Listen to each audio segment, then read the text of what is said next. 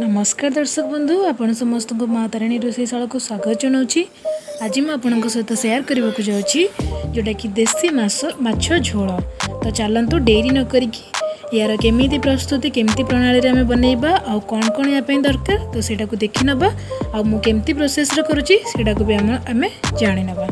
तो देखो मुझे नहीं 600 ग्राम देसी माछ नहीं आको मु भलसे काटी नहीं धोई भी नहीं। तो ये मुझे लुण पकेबी। लुण देखु हाफ चामच ही पकई मु गोटे बड़ चामच रे। तो हल्दी मुझे जोटा कि फुल गोटे चामच नहीं। तो हल्दी लुण तो मुझे पकई सारे एवं देखु भलसे टिके गोले नबा पूरा स्मूथली गोलेबे कहीं माछर कंटा थाए ना से धीरे से स्मूथली सब पूरा यूनिफॉर्मली गोलेबे जमती हल्दी और लुण भलसे मिक्स हम आमर माछ सहित। एबे तो आमर हल्दी और लुण भलसे मिक्स हो माछ सहित। तो चलतु या भाजी नबा। तो देखो ये गोटे कड़ई नहीं गोटे पैन ने से तेल देवे। देखो ये मु तेल जदि मेजर करी ताहले मुझे बड़ चामच रे 4 चामच हम तेल नहीं मुझे देखु फिश जोड़ा कि माछ को एवं पकई नबा। तो माछ को पकई नहीं मु भलसे भाजी नेबी कहीं माछ तरकारी पूर्व आम माछ को भलसे भाजवा दरकार। तो देखो माछ को मु गोटे साइड रे पकईकी 2 ରୁ 3 मिनिट रखिबा परे तो एटा को आपण हाई फ्लेम रे ही करिवे। तापर देखो धीरे से उल्टेबे आपणकर माछ भलसे नहला पूर्व 2 ରୁ 3 मिनिट पूर्व आपण ताकू जमार भी लगे कि उल्टेबेनी। देखो धीरे धीरे करी गोटे गोटे पीस करी आपण याकू अलटई देबे आ सब माछ को उल्टई देबे। तो माछ तो गोटे साइड टिके टिके हो जाए जस्ट पूरा तो है नहीं आ गोटे साइड को आम उल्टे देले। देखो पुणी आम एपट सेपट करने माछ को अलग साइड को जमती अलग साइडटा आमर हम। तो एमती आप 4-5 थर एमती एपट सेपट करिकी तो 3-4 मिनिट इंटरवल रे आप 3-4 मिनिट गैप रे एपट सेपट करिकी माछ को पूरा भलसे भाजी नेबे। तो माछ को मुझे पूरा तेल रे फ्राए करूनी अल्प तेल देकी भाजुची। देखो माछ भजा तो एबे हेई सारलानी। तो याकू आम एबे बाहर करदेबा प्लेट को। तो देखो माछ को पूरा बाहर कर देछि प्लेट को। एटा बढ़िया से भजा है कहीं जदि माछ आप भलसे भाजबे ताहले आपनकर तरकारीटा भी बहुत भल हम। माछ को आप ट्राए करंतु कि न छाणिकी ताकू आप भाजवा को चेष्टा करंतु। देखो मु आउ टिके तेल नहीं जो तेल मोर बड़ी आउ टिके तेल ऐड करछि आउ टिके चीनी पकेली कहीं चीनीटा आमर कलर आनिबो। आ पियाज को मु बड़ पियाज 2टा को काटिकी रखी पीस पीस करिकी तो ताकू मैं ऐड करुँची आ गोले नौची। तो देखो पियाज को आम टिके भलसे फ्राए कर नबा।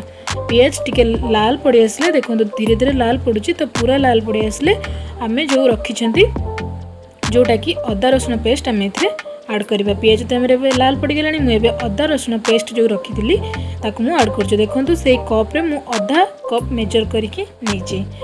तो अदा रसुण पेस्ट पकई सारापर आम या तेल रे टिके भाजी नबा। तो तेल रे भाजी नेले तो से जो तार पिता अंशटा से लगे अदारे। तो देखो तापर हल्दी पाउडर आ लंका पाउडर ऐड करवा आउ थे टिके भाजी नबा।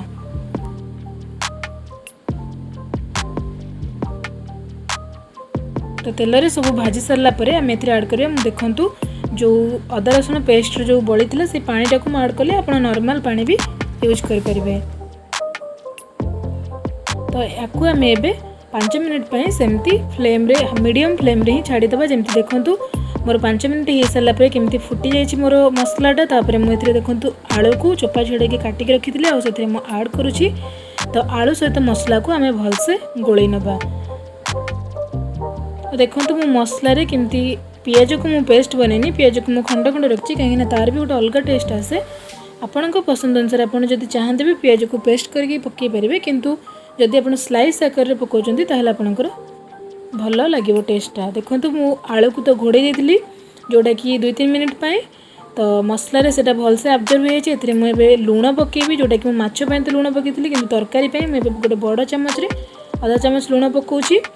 आउ देखो लुण पकई सारापर ताकू मु भलसे टिके गोलेकी भाजी नेबी।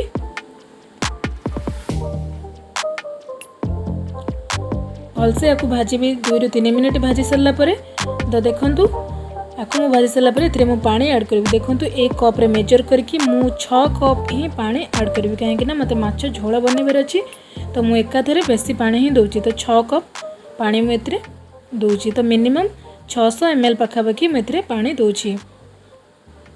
तापरे मु याकू 12 मिनिट घोड़े की रखीदेवी जोटा कि मत आलू सिझापी साहाय्य करिवो। आलू हमर कंचा पकैथिले ना सेति आलू को सिझिया पे आमे 10 रु 12 मिनिट याकू छाड़ी दबा। तापर देखंतु जेतेबेले फुटिबो आमे ताकू बाहर करके तेजपत्र पकेबा 2टा। तो तेजपत्र पकेले आमर तार भी गोटे बास्ना पळै आसे हमर माछ तरकारी रो। जदि आपण चाहते भी याकू स्किप कर पारिबे। तो देखंतु आलू रो खोले तेजपत्र पकेबार 5 मिनिट पर मु जो माछ भजा रखिथिले ताकू मैं ऐड करि नउची। आ माछ भजा ऐड कर सारला परे आपण एथिरे 5 मिनिट पई ताकू एमती फुटेकी बाहर माछ तरकारी बनिया पे छाड़ी देबे। तापर आपनकर माछ तरकारी पूरा रेडी हो जिवो। देखंतु माछ तरकारी तमरे बे पूरा रेडी हो जाईची। आ बहुत बढ़िया देखा होची जोटा कि देसी माछ झोल आ बहुत सिंपल वे रे बहुत कम मसला रे बहुत कम टाइम रे मैं बनईची।